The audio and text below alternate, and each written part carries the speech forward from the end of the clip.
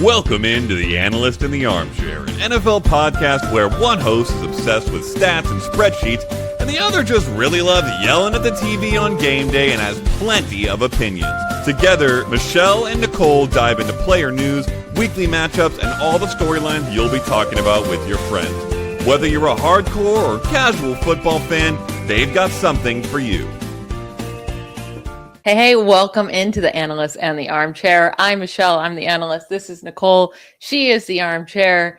And today we are like less than a month away from training camp. Yeah. We're a little over 2 months away from the actual season starting. Yeah. The off season kind of flew by. Did it? Yeah. Oh, I for feel me.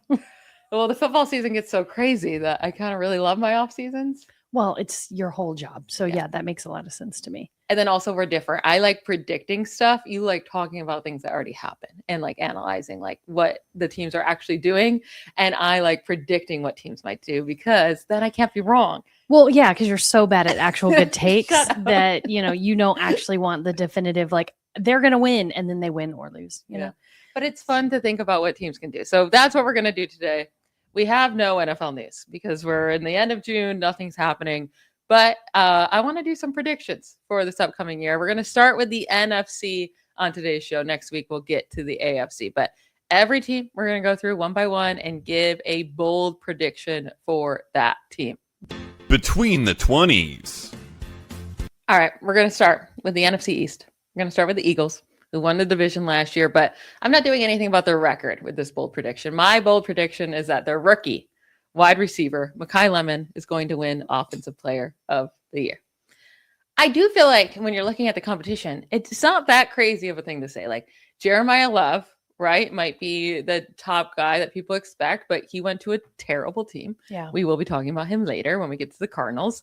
And then the other wide receivers that get drafted in the first round, and Cardinal Tate and like Omar Cooper Jr. and Jordan Tyson. I do like Tyson. I think the Saints can be better. But still, like these guys go to a lot of bad, like they went to bad teams overall. Even KC Concepcion and Denzel Boston, like later on, they go to the Browns, right? Mm-hmm. So by far, Lemon lands in the best landing spot. And you have AJ Brown completely gone. So yeah, we're going to expect him to take that role. And I think Lemon has the ability to step in right away. Now, they are different players. They have a different body size. Like AJ Brown is 1,000,000 feet tall and stacked. And Nycole Lemon's not quite like that. But he is very, very good after the catch. And he is good on deep routes, where he thrived at school in USC. He was like, he was the only player in a Power 4 college, a Power 4 conference, to have at least 500 receiving yards on deep targets and at least 500 yards after the catch. Mm-hmm. And the Eagles last year did have the fourth most deep targets thrown last season, and they just needed more yards after the catch too. They needed more playmakers out of these guys, and they didn't have that. So I think Nycole Lemon coming in, he's going to take over the AJ Brown role, be a highly targeted guy, and I think he has the ability to do it, and I think he has the ability to really flash as well with big plays. So I think the Eagles are going to be a lot of primetime games. Like he's going to have that's the thing with awards. Yeah. It has to be the whole story. Yes. And the story of them trading AJ Brown and you stepping in and you being on primetime and being on a really good team. Well, and the way they got him at the draft. Yeah, right? They trade up to get him. Exactly. That's the whole story too. They cut over the Steelers. So if the Steelers wide receivers stink, they're going to be like, look what they wanted because the Steelers wanted Lemon. Right. And like, I just don't see like Cardinal Tate. I love Jordan Tyson. I really love too. I don't see those storylines around them with the Titans and the Saints. Well, and to your point, right? Lemon gets to walk in and say, okay, the big guy's gone. Let me show people what I can do with a quarterback like Jalen Hurts. Yeah. I mean, you're not at the Saints hoping that Tyler Shook can continue what he started to do at the end of last year.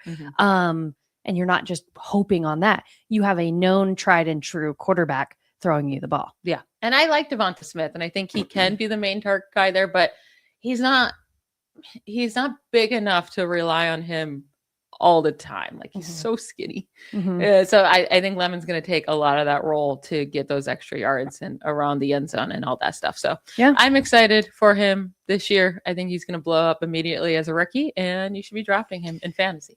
And that'll feel really good for all you Steelers fans out there to watch him thrive this year. Yeah, I'm not happy about that. All right. I'm not happy about that. But I am happy for Lemon to be put in a better role for fantasy. Totally. Because that's just better for fantasy. Well, because we had a few that were like bummers for fantasy, right? So, yeah.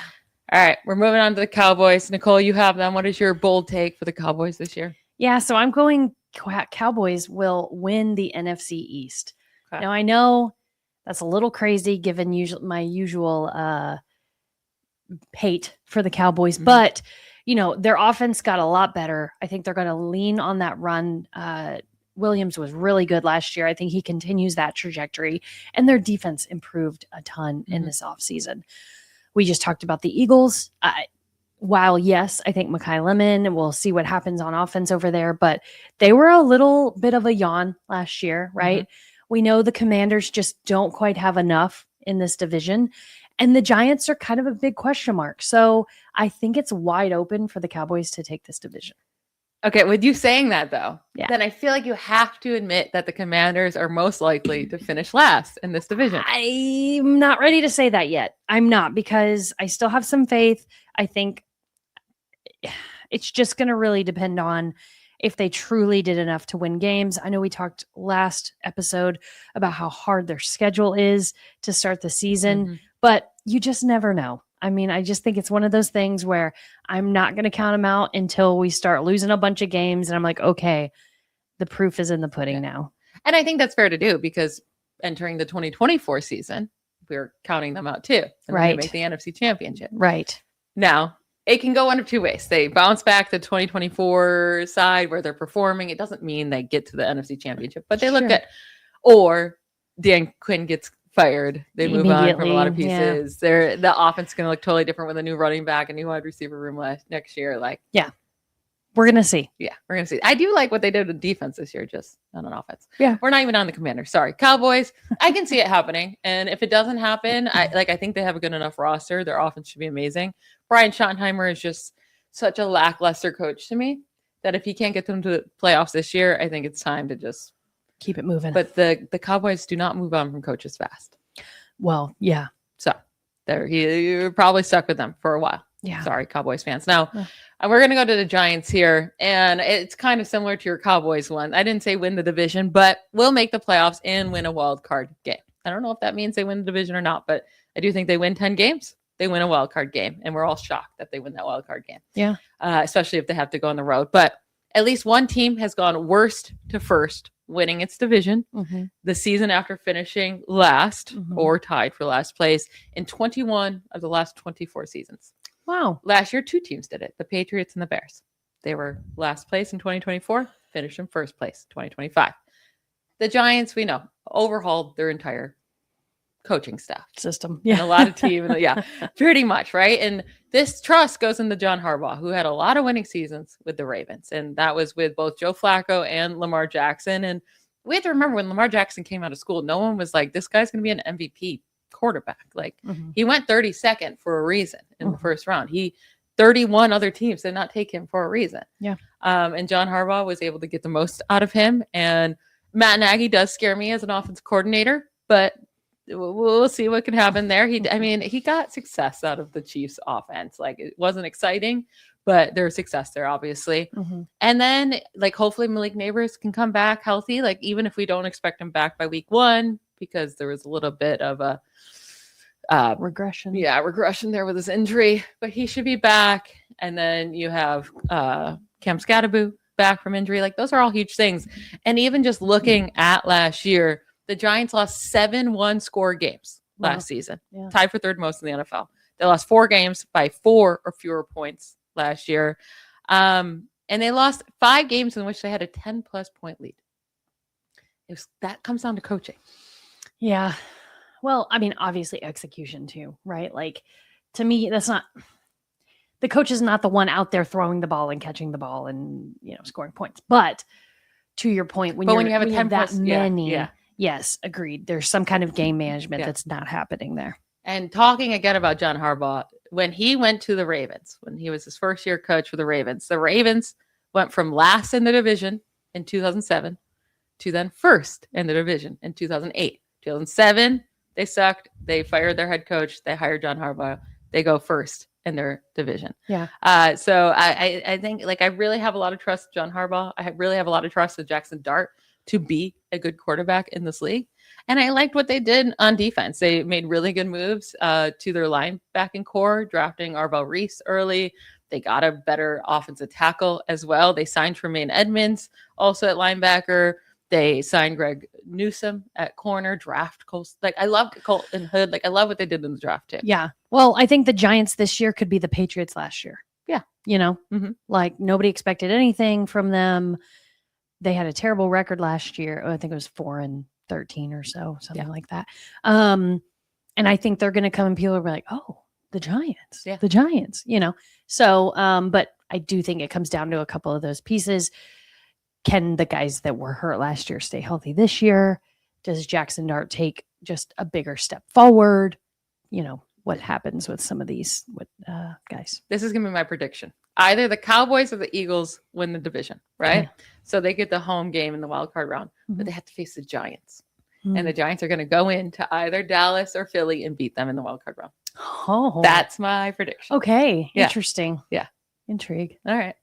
We got one more team here in the NFC East. We got your Commanders. What's your bold take? My bold take. Jaden Daniels will lead all quarterbacks in rushing yards this year. I think Patrick Mahomes is going to take a giant step back because now he has running backs on his team. And Jaden Daniels will put the Commanders offense on his shoulders this year and lead the league in rushing yards. So what about Lamar? No, because you still have Derrick Henry there. I don't think Lamar, I don't think that's a piece of his game that is going to be like crazy this year. I mean, he's always done it, right? Like he's always been a running quarterback, but I don't, no, I think they're going to continue to go through Derrick Henry another year. I mean, honestly, he's on his way out. So, no, I think Jaden Daniels is going to have to do it. I think for Lamar, it's like always an option. Yeah. Whereas Jaden Daniels, it's like going to be the option. He's going to have to lead the team probably in rushing yards. Right. So, I think they're going to have to utilize his legs this year as part of the offense. Obviously, I'm hoping that some of the offensive line moves they've done help him stay in the pocket and get to throw the ball a little bit to Terry McLaurin. Yeah. But I just don't think they did enough on offense to spread the defense out enough to not make him just utilize his legs. And with them being so limited in receiving options, I think they're going to have to hope for some explosive plays, get him into a position where he can run for that first down rather. And I think that's going to be the Commanders' offense this year. If that's the case, then you should be loving him for fantasy. Oh, I always love him. I always love him for fantasy. And I'm toying with the idea of going to that Commanders Texans game it's in Washington, D.C. In Washington. Too bad it's not in Houston. I know. If it was in Houston, it'd be a no-brainer. Yeah. But man, I love D.C. Yeah. Lived there 5 years. So there might be a trip in my future, You're just going to have to cut up one of those jerseys and wear it. Oh my gosh, can you imagine? I take my Petrie jersey here and like sew it with my Daniels jersey or something. But then you just ruin both jerseys. I wouldn't do it. But yeah. Maybe you just bring both and you wear every other quarter. Yeah. I think though, if I went to DC, I don't know which one I'd probably wear the Texans jersey. You would? Yeah. And I think if they played here, I'd wear the Commanders one. I think that's how I would have to do it. Okay. I don't know. All right. I don't know. You just want to get yelled at by the fans? I'm good at that. Okay. So yeah, apparently so. Moving to the NFC North, we'll start with the Bears, who won the division last year. And I'm going to predict that they will be the biggest disappointment in the NFL this season. I think no team will disappoint their fans more than the Chicago Bears. So last year, they make the playoffs. First year under Ben Johnson. Fantastic. That was after finishing last in their division for 3 straight years in a row. So I love what Ben Johnson did. I think they have a strong future. I just think they can be as good as last year and still lose a lot of more games. They're going to lose those games that came down to, one play hero ball at the end of the games. Yeah. 6 comeback wins when trailing with 2 minutes or less remaining in the fourth quarter last year. Insane. Most by any team in a single season since at least 1983.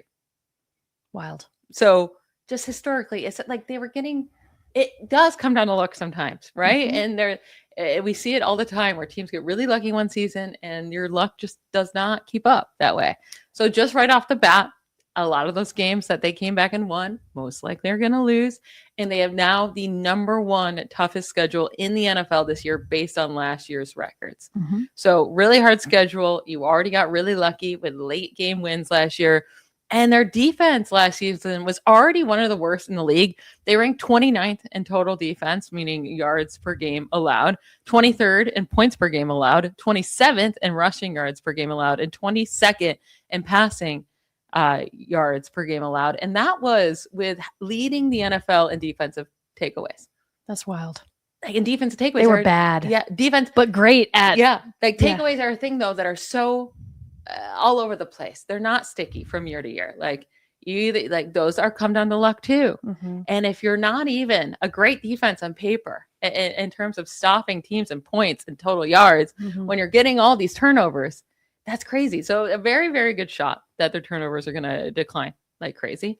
And also they lost their top 3 guys who had the most turnovers on their team last year. And Nashawn Wright, Kevin Byard, and Tremaine Edmonds. They had 8, 7, and 5 turnovers. And those 3 guys all left in free agency.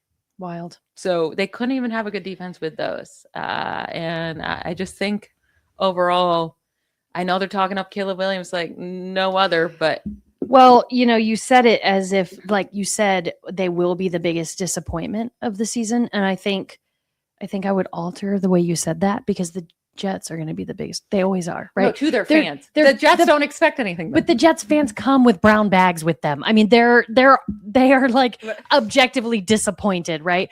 But are they going to be the worst team? The Jets are going to be the worst, one of the worst teams. But the Jets fans do not have any hope.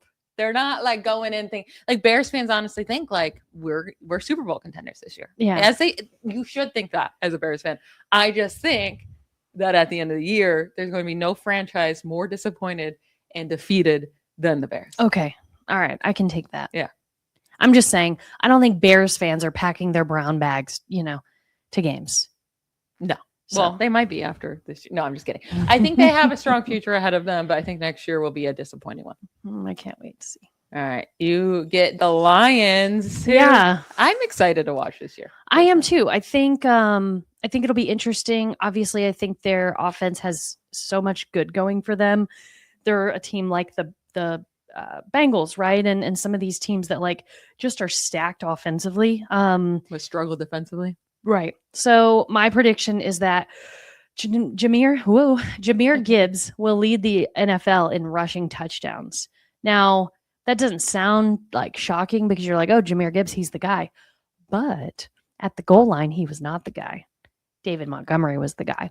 And so, just like last year or the last couple of years for Bijan would get him all the way down the field. And then they'd hand the ball to Tyler Algier, right, for those touchdowns.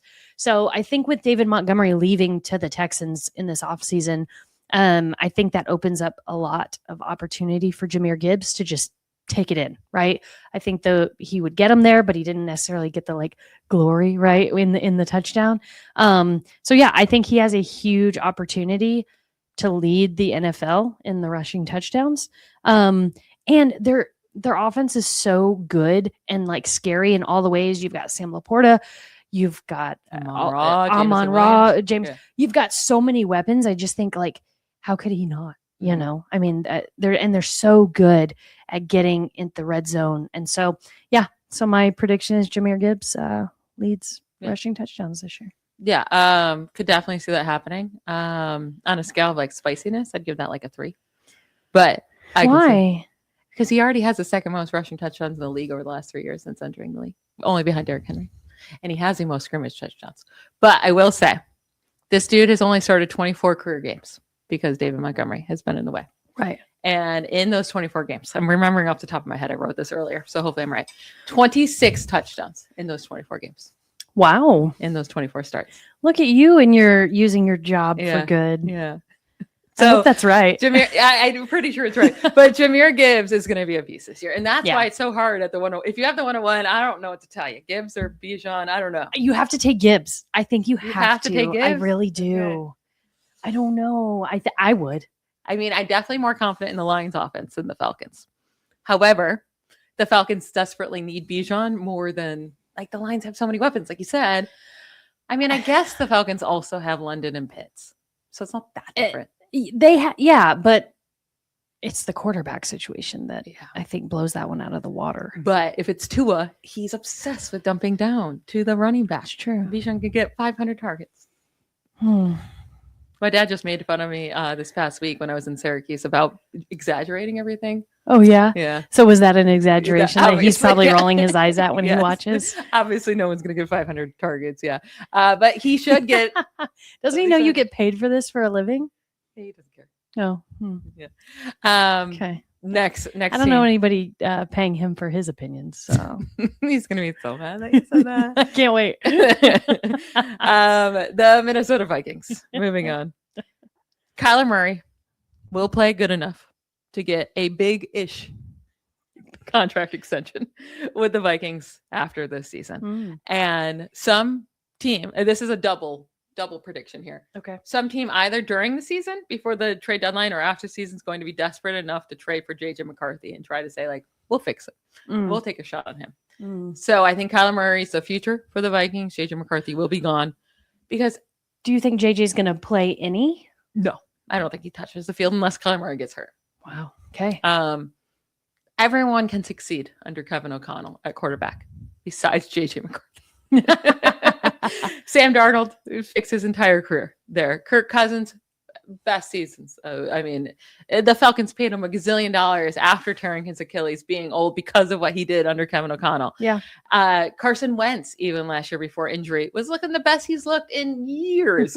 Like, everyone can thrive in this system except JJ McCarthy, who is just absolutely terrible. But we've seen Kyler Murray be very, very, very good at quarterback in his career. It's just been, the last few years have been bad, right? It's been a bad team. He seems like to not care. And there's a lot of things. When you have to put a clause into your contract about playing video games, there's an issue. But I think that with Minnesota, this is his last shot to really prove it. And he has a good system. He's playing with really good players. He's going to play with a really good defense as well. And when you have Justin Jefferson, I mean, come on. Like, he has the playmakers he needs. I think we've seen good Kyler Murray, and I think he'll get back to that. Again. So do you think he's a good fantasy prospect for this year? I do. I really do. Kyler Murray? Okay. And he's going pretty late. And I think he is, because he has not been rushing lately since tearing his ACL a couple years ago, but we're far enough away from that he should be running more. Definitely. And I think with the Vikings, he will, and Kevin O'Connell he's such a smart offensive coach. He's going to be like, you need to run to get the most out of you. Right. I feel like people forget about how good Kyler Murray was. He started his career with 3,700 passing yards and over 3,700 passing yards and over 20 passing touchdowns, and each of his first 3 seasons in the NFL. He's one of just 4 players to do that in NFL history. The other guys being Justin Herbert, Andrew Luck, and Peyton Manning. Like, he was really, really, really good to start his career, and it's just gone downhill with a terrible organization. It feels like the team did not support him at all. Yeah. So I'm excited to see what he can do. Yeah, I mean, he was my first ever fantasy football quarterback. Yeah. And he did really well that year. I don't remember what year it was, but I remember him like, I'm happy to have him, So I do think it would be really good for Kyler Murray and the Vikings, right? Like, I think that's an organization that has had its up and downs the last few years. And it was kind of like, they didn't, right? And so I think it's exciting and optimistic if you're a Vikings fan. I want a prediction. Give me 2 teams that could go and grab JJ McCarthy. Real quick, off the dome. Well, the Cardinals are one of them. Okay. That would be funny. Which is ironic. Yeah. And the Jets. Always the Jets. Always the Jets. Okay. The Steelers, maybe. Oh, God. I would have said the Rams if they didn't take Ty Simpson the first round this year. Okay. I would have saw them going after him. Yeah. Because Sean McVay would be like, I can fix him. Right. But Mike McCarthy might think, I need a guy for the future. Okay. God, Mike McCarthy being there. Yeah, I know. Anyway, okay, cool. I just wanted to know so that halfway through the season, if that happens, I can be like, remember you said? Well, okay. Well, in the middle of the season. Well, whenever. I was thinking more like a big injury happens or something. Oh. Yeah. Okay. And someone tries to. Well, we'll see.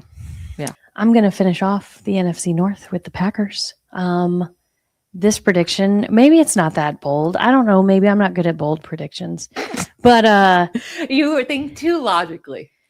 I know. You're like too realistic. You're like, well, if that can't, I'm not going to say if it can't happen. Like, and I'm just like more willing to like just say crazy things because crazy things happen in the NFL all the time. Well, they don't, but They do. I don't feel like. But yeah, mine are too calculated, and then they're like not that exciting.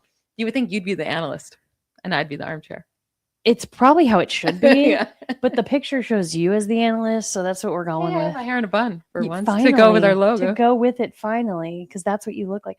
And you have the headphones that you normally wear in your other podcast. Yeah. Anyway, the Packers, my unbold prediction. Jordan Love will finish outside the top 15 in passer rating. Duh, because he sucks. But I'm just kidding. He normally finishes like top 5. But Green Bay will make the playoffs. So I think I just don't. Jordan Love is one of those guys that I'm just like your whole. He's just a guy. Mhm. That's how I feel about Jordan Love. As everyone should. And like, sure, he's not like stellar, right? I don't think he's like bottom of the barrel either, Yeah. right? He's not He's one like of these middle of guys the that we pack. kind of like laugh about. But yeah, like But national media will say he's top 10. but I don't even think about him. Yeah. That's the thing. And maybe it's because I don't know, maybe it's geography and I don't think about Green Bay ever. I don't know. I don't know what it is. But Jordan Love to me is just a guy. And Mhm. so while I think the team is actually good, I just don't think he's that like excited. Like it's not like the Chiefs, right? When you think of the Chiefs, you think of Patrick Mahomes, right? Mhm. When you think of, some of these other teams, you think of the quarterback. With the Packers, I just don't. Yeah. I just don't. And so anyway, I think the team overall will be good. I do think they make the playoffs probably as a wild card team, but I do not think he's going to have a very stellar season. I think their defense will probably carry them this year, and that'll be that. Yeah, and they only won 9 games last year. I'm not going to be surprised if they just miss it. If they just miss the playoffs. Yeah. It depends on how good Parsons comes back from the ACL tear. Yes. If he can be back and being himself from week 1, then that defense should be pretty solid. Right. Maybe they can carry things, but they lost weapons on offense. Yeah. Lost their defensive coordinator from last year. There's changes there. And again, only won 9 games last year. So, Yeah. all right, we're moving on to the NFC West. I'm going to start with the 49ers. And I'm going to Shocking. say Brock Purdy will be a top contender to win MVP now that he has Mike Evans and really a brand new wide receiver core here. Yes. So Very much last so. year, Brock Purdy ranked 3rd in completion percentage, 6th in passing yards per game, and 2nd in total touchdowns per game, only behind Matthew Stafford, who won MVP last year. Right. He did that with what? Well, and not being on the field. Well, yeah. And I was doing per game thing. So yeah, he missed 9 games last year with his toe, shoulder. This is the thing. Everyone said, well, Brock Purdy is only good because he has, they used to be called the Avengers, and Deebo Samuel and Brandon Ayuk and CMC and George Kittle. Well, he did not have Ayuk last year. He did not have Deebo Samuel last year. He did not have Ricky Pearsall for pretty much the entire time. George Kittle in and out with injuries. And CMC was still very good. Carried the there's team. that. Yeah. Brock Purdy showed he can do it without having a stacked offense around him. Throw into Kendrick Bourne and Juwan Jennings and DeMarcus Robinson, right? Now, those 3 guys I just named, Jennings, Bourne, and Robinson, they're being replaced with Mike Evans, Deshaun Stribling, their first pick in the draft this year, the first pick in the 2nd round, and Christian Kirk. All of those are massive upgrades. I know we don't know what Stribling's going to do yet as a rookie, but you can't be worse than Kendrick Bourne. So I'm not worried about it. And people will be like, people don't give Purdy the credit. This is going to take a second. Okay. You just need to give me a second for this rant. Because they're like, well, Mac Jones came in last year and he performed and he did well, right? He did do well for a backup. True. In the games with Mac Jones as a starter, the 49ers averaged 22.8 points per game. They went 5-3. Their 3rd down percentage rate of like converting 3rd downs was at 44.1%. Their time of possession at 29 minutes and 37 seconds on average with him as a starter. With Brock Purdy, They averaged 6 more points per game. He was at 28.3 points per game when the starter, 55% third down completion or third down percentage compared to 44.1, and nearly a 32-minute time of possession. It wasn't comparable. Yeah. Mac Jones was a good backup. Yeah. He held on strong. Purdy's elite. I'm just going to give you a moment there. Yeah. I can keep going. No, you don't have to. I agree. I think he's Mr. Irrelevant, right? Like that's the whole trope, right? He's picked last in the draft. He comes out. He is a great quarterback. Can I say one more thing? He is not okay. Jeez. Because you just said Mr. Irrelevant, and people don't give him the credit. Purdy, since entering the NFL, ranks top 2 in passing yards per attempt, in passing touchdown percentage, and in passer rating. Only Lamar Jackson has a higher passing touchdown percentage and passer rating than Brock Purdy since entering the league. And I said top 2. He ranks first in passing yards per attempt in the league since entering the league. Yeah. And it's not just because of the system. He ranks at the top in downfield passer rating. He ranks at the top in passer rating outside the pocket with all these elite guys. He's the most disrespected quarterback in the league, and he's going to prove everybody wrong this year and be an MVP candidate. I was trying to give him credit before you. Well, no, I know you're trying. Rudely interrupted me. I needed to say that last part. Yeah, I mean that. It's because he's a nice guy who isn't haughty and comes out here and does all these crazy interviews and makes it all about him, right? And like our culture, especially sports culture, doesn't appreciate that. We like the loud guy, right? And so I think, to your point, his stats speak for themselves. I think a lot of, unfortunately, it's all going to ride on what their defense does to prop up the offense. Because unfortunately, the storyline is how bad the defense was, right? And so the question is, did they do enough in the offseason? Obviously, they did a lot offensively, right? To your point of all the folks they added offensively, right? To give Brock Purdy the best options, right? So it's going to depend on, can the defense stop these other offensives in one of the hardest divisions in the league. That's almost better for MVP though, because if the defense is bad and Purdy has to put up bigger numbers and win games with offense, that gives a better case. Because if you have such a good defense, they're like, well, it's just your defense. Agreed. I just think it's hard because they're in a division with the Rams, who are undoubtedly the favorite this year. And I will say Purdy will have to throw or score 10 more touchdowns than any other quarterback to be given MVP, because national media just has no respect for that man. Yeah. He could put up Matthew Stafford numbers and they'll say it's just Kyle Shanahan. It's not Sean McVay for Stafford. And Joe Burrow isn't just good because of T. Higgins and Jamar Chase. Right. It's just Brock Purdy, who's only good because of his coach. Yeah. We're going to see. It'll be interesting. I'm actually really interested to see how they use Christian Kirk because, he was with the Jaguars, right?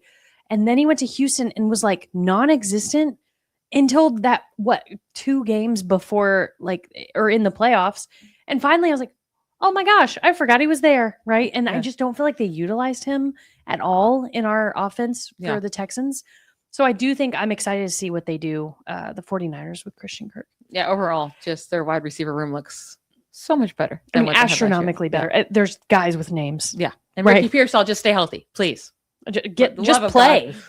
Just play. Just stay on the field. I don't even need you to be the best. Just be on the field. Yeah. All right. You got the Rams here. What do you got for your bold prediction? That's a hard one because we all expect them to be so good. Okay. For the Rams, I think this is a really silly prediction for this person. I think if they did it, it would be so dumb on their part. But mine is that Aaron Donald will come back to play for the Rams. He's very excited, I think, about Myles Garrett being there. They're obviously Super Bowl contenders this year, or predicted, I should say. Yeah. And I think I think there's a little bit of he stayed in pretty good shape, and could he come and get another ring just for fun? Is the Super Bowl? I think it's being played. Did I make that up, in LA? It's not. No. I don't know where it is. It might be LA, actually. I think it might be SoFi. I should really know Anyway, this. yeah, I should look it up. Yeah. But I have a day I job. do know Anyway. it's somewhere in the 49ers division, so that would make sense. Oh, okay. Yeah. So I mean, all roads lead to SoFi, right?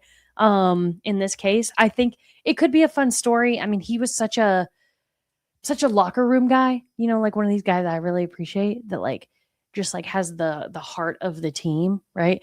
I think it could be cool and fun, and it would be fun. And he's definitely not going to come back for training camp. Like he'll wait till the last second. He's yeah. And they're going to have the thing is with the team, do they want to pay him?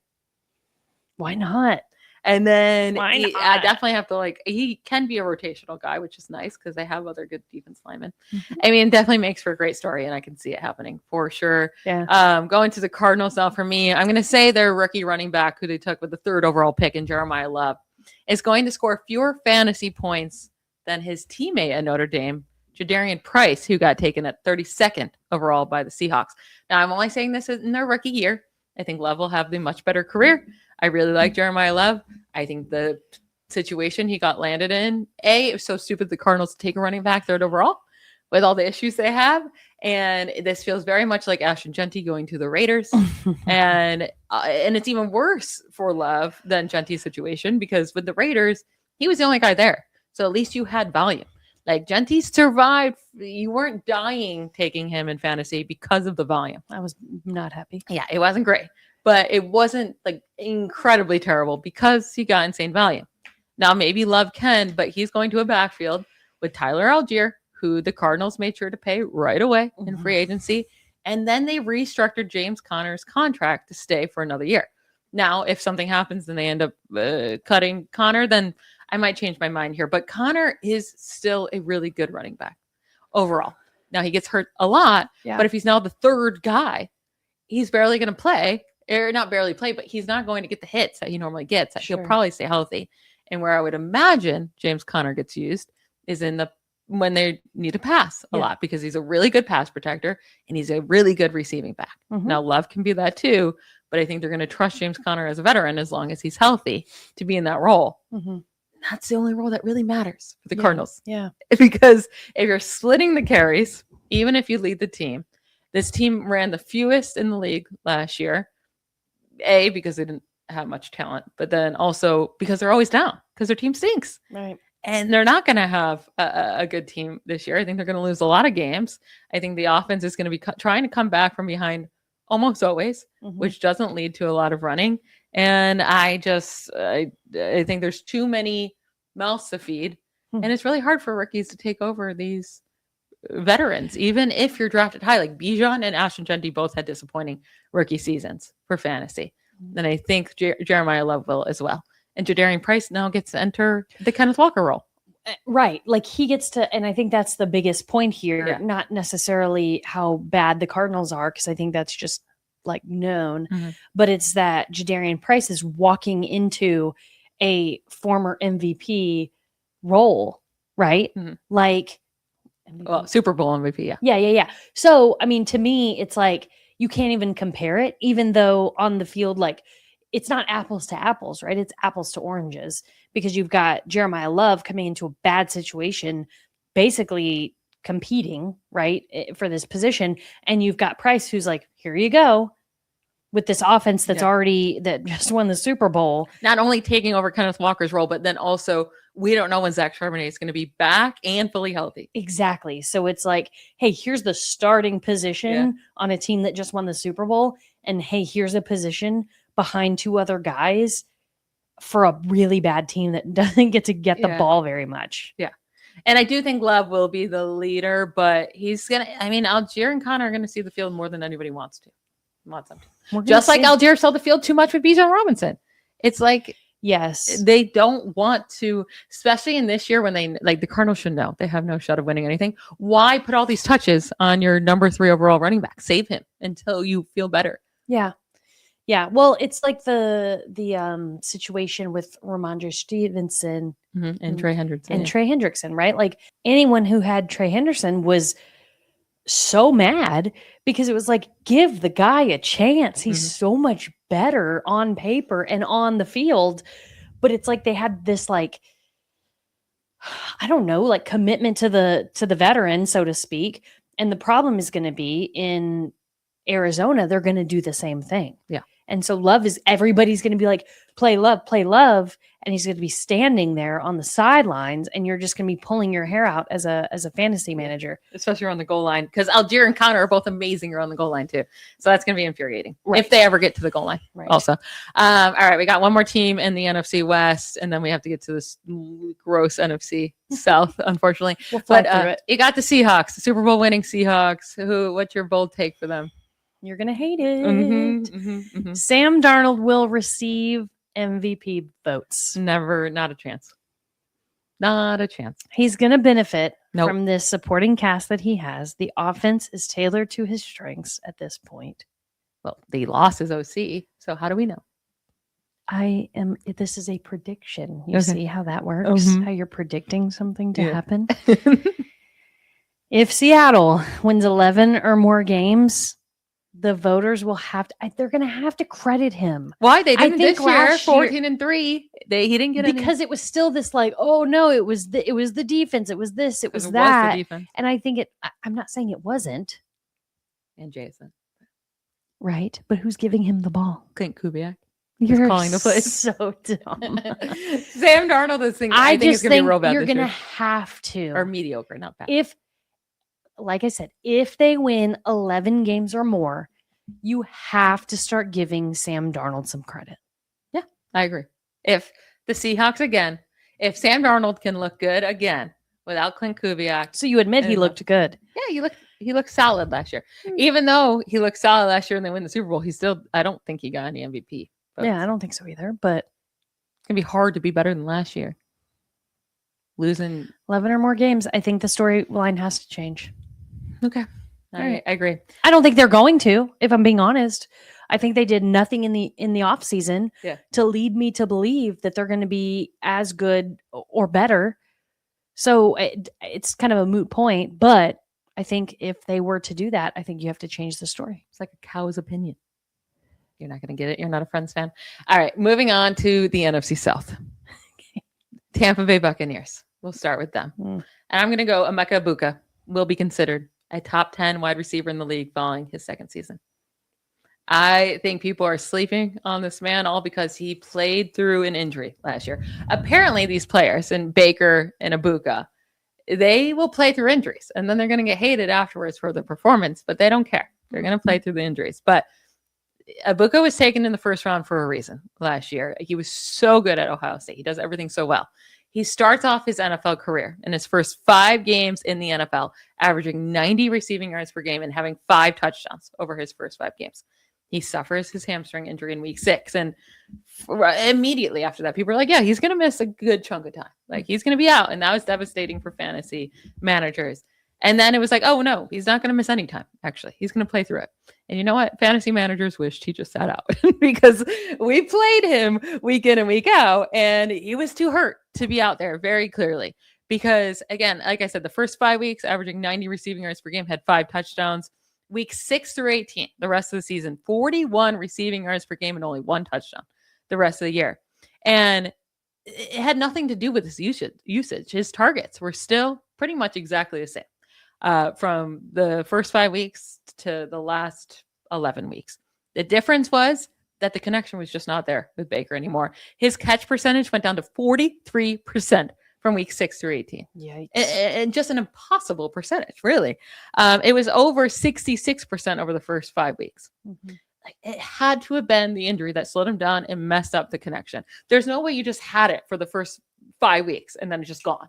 Like, I think the injury messed up everything. Have you never dated somebody and for your first few dates, you're like, wow, I really like this person. And then date 6 and 7, you're like, why do I even like this person?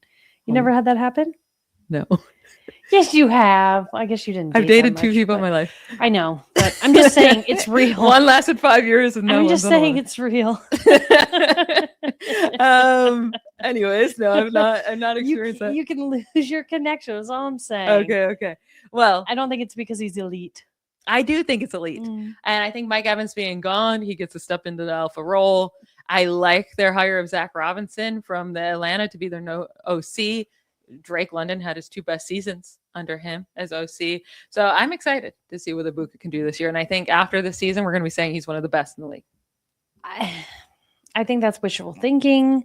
I think you just want Tampa Bay to be good so bad that it's so bad. I don't care that much. I love Baker. I think but you do care. I mean, I do care. I want them to be good, but it's not so bad. It's like the team that you like won't admit that you actually. I won't be taking Emeka Ibuka in every fantasy league. Well, so that's why I'm going to be backing up. Year. To me. Okay. Go to the Falcons, please. Okay, my prediction. This is a wild one. I'm going to be honest. You know how some of mine are like mid? Yeah. Who am I? What am I? 17? Yeah. Some of mine are like meh. This one's spicy. It has aura. I don't know what that means. I learned it from my 10-year-old nephew. Isn't he 11? No, he's 10. Oh, okay. That would be horrible if he was 11 and you said 10 and I corrected you about your nephew. He's 10. Yeah, I'm sure. I'm going to fact check that after I know. this. I'm kind of worried. I can't wait. I'm 99.9% sure he's 10. Thanks. Michael Penix Jr. I think he's going to actually be decent this year. And when I say decent, he's going to throw for over 4,000 yards. No, he's not. Here's the thing. When you look at Atlanta's receiving group, they should be so much better than they are. Yeah. They should. Mm-hmm. And so I think this is the year. Okay. I think they're just I can't even say it with a straight I think face. Tua starts more games than Michael Penix this year. You think? Mm-hmm. I don't know. I think both are going to be bad. We're going to see. We're going to see. I don't know what they're doing at Atlanta, honestly. It's so, but they should be better than they are. And that's, it's confusing why they're so bad, especially, with who they have. So I think he actually gets the starting role. And I think he throws for that many yards. Atlanta could be a spot for JJ McCarthy. That would be so weird. Just 3 bad quarterbacks, just keep piling up the all 3 stooges out in Atlanta. I'm going to the Panthers, who won the division last year, but I'm going to say they're going to finish last in the division this year. I think Buccaneers, Falcons, and Saints will all finish ahead of them. And after this year, I think Bryce Young is done with at least the Panthers, but I don't know what other team would be clamoring for him if he fouls with the Panthers. Mm-hmm. Last year, even though they won the division, made the playoffs, played pretty well in the playoffs, I'll say. They played strong against the Rams in that wild card game. Mm-hmm. But even looking at their offense last year, they ranked 27th in total yards, 27th in total points. They ranked 19th in rushing, which they lost Rico Dowdle, and then 26th in passing. Just all across the board on offense were well below average, if not one of the worst in the league. Bryce Young's not getting better. He is, but so slowly that would take he would have to be Tom Brady's age when he retired to finally be even a Brock Purdy. I don't know. But last year, the Panthers made the playoffs despite having the 4th lowest point differential. They had the 4th lowest point differential by any playoff team in NFL history. -69 is where they ended. They scored 69 fewer points than what their opponents scored on them last season. 2 of the other 3 teams who've done it in NFL history that had worse point differential make the playoffs. They did not make the playoffs the next season. They missed it. And the only team that did were the 2012 Broncos. 2011 Broncos made the playoffs with a terrible point differential. They move on from their quarterbacks. They sign Hall of Famer Peyton Manning in 2012, and then they make the playoffs. Cool. The other 2 teams, though, missed the playoffs. Not thought of. They stunk. The Panthers are going to stink this year. I have zero faith in them. I don't care what they did last year. And really what they did last year was go 8-9. That's not a good season. Yeah, that's typical. That's typical Panther season. Yeah. So I think even if they win 8-9, go 8-9 next year, the other teams are all going to be better, and Bryce Young's done. Yeah, I don't have as little faith in Bryce Young as you do, but this is just a weird, not very good division, and the stakes. And honestly, this is a weird thing, but I wonder if it's because the division is so bad that they're also mediocre. You know what I mean? Yeah, if you were if you played in really any other division, right? But if you're in another division, even in this conference, right? It's almost like when, like any sport, right? You watch a team play a worse team and then they play to that level. Yeah. And you're like, we're so much better than this team. Why are we playing so like lackadaisical and whatever? I feel like that's this whole division. Yeah. Think about the NFC West. 3 teams last year had 12 plus wins in that division. Yeah. And the Panthers won their division at 8-9. Yeah. And then the Rams and 49ers have to go play on the road in the playoffs while the Panthers get a home game. Yes. I'm going to run through their schedule just super quickly for fun. And you raise your hand and I'll announce it when you think they can win a game. Like you think confidently the Panthers would win the game. Confidently. Okay. Bears, Falcons, Browns. Okay. We got the Browns, Lions, Eagles, Buccaneers, Packers, Broncos, Saints. One of them. We'll say one of them. We'll say they split those. Ravens, Buccaneers. Let's even say they split the Buccaneers. Vikings, Bengals, Steelers, Seahawks, and then Falcons again. Yeah. That feels like 4 wins. Yeah. They're gonna. I think they're gonna be real bad this year. Anyways, it might be one of those like gimme games, like a home game. You know, depending on one of those being at home, and another team like the Steelers comes and just plays dumb. Yeah, I think their defense I almost raised my hand for the Steelers just for fun, but I do think that their defense could be annoying for other teams. But that's the thing is, I don't think their defense is that bad. Yeah, and that's what kept them in it last year, right? Yeah. They're just one of those weird teams. Yeah. Anyway, well, one last team to go. We got the Saints. Yeah. So the Saints, my prediction, Chris Olave finishes top 10 fantasy wide receiver fantasy back-to-back seasons. I mean, I think last year it was kind of like, like I didn't think he would be top was left 10. For dead. Yeah. Like he was being drafted late last year. Yeah. And he like surprised everybody by being top 10. I think he could easily do that again this year with Tyler Shook playing again, depending on how he comes out. If he comes out like he ended the last season, I think there's a lot of hopes over there in New Orleans, which is wild. What are you like giggling at? Because it's like even funny when you say a prediction, you're like trying to still make it realistic. Like, well, if Tyler Shook ends up still being good, like, instead of just like, well, because I think it does hinge on that, right? Yes, like, obviously, like as a receiver, you're so indebted to the quarterback, and even the the running backs, because they're the ones I think that help open up the field, right, for you to get these opportunities and stuff. It will be interesting with what the Saints did in the draft, to see kind of what their offense ends up looking like. But I think, I mean, he's going to get so many targets this year, and it's going to be even better because he's not the only guy to throw the ball to. So I think that actually gives him more of an advantage. I think that's the funny thing in the NFL of like when there's only like one good wide receiver, you think like, oh, they're just going to get everything. Yeah. But actually having another guy on the other side of the field just like opens things up a lot more. Right. So I think the same thing about the Steelers, right? Like you had Metcalf, right? And he was meh. Because there was no one else on the other Metcalf. He's going to be Daddy Metcalf this year. Well, that's my point, right? Like he couldn't catch a ball, which that's his bad, but he can catch. He couldn't last year. He could not. Butterfingers. He made insane catches. Butterfingers. Okay, anyway, but I think them going and getting podcast. Michael Pittman, right? Like it opens the field, so he's going to get more of a shot. I think the same will be true with Chris Olave this year, and I think he will be just as good, if not better, this year. Okay, I like it.